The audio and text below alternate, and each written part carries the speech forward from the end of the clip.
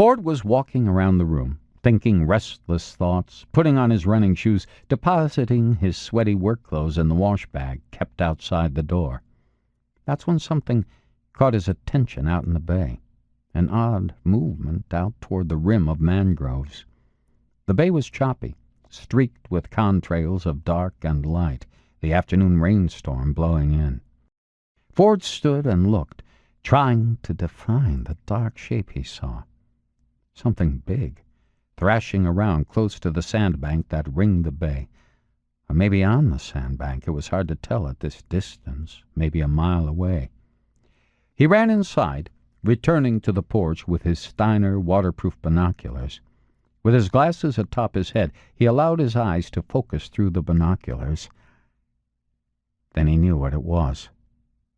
Bottlenose dolphin. Something wrong with it, too, the way it was kicking around. No other dolphins near it, either. That was unusual.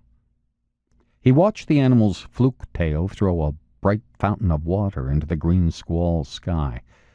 It was either panicked or in pain, the way it rolled onto its side, then smacked its head on the surface. The dolphin's behavior had the flavor of desperation.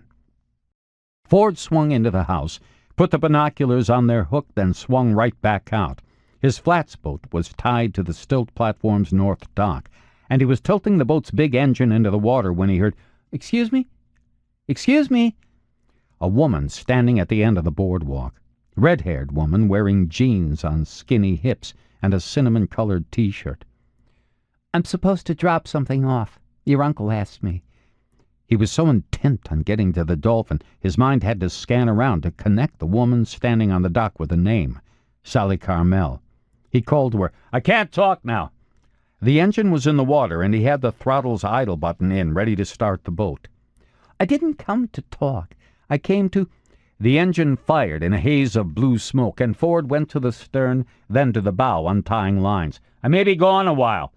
"What?" She couldn't hear because of the motor. "I may be gone a while." "It'll take me 15 seconds to give you the message your uncle wanted." Ford was already pulling away, but then suddenly he popped the boat into reverse. He yelled over the engine, "Get in!" "What?" "I said get in! I may need some help. We have to hurry." "Help doing what?" "Get in! You're wasting time!" Sally Carmel put the jar of water on the deck and got in the boat.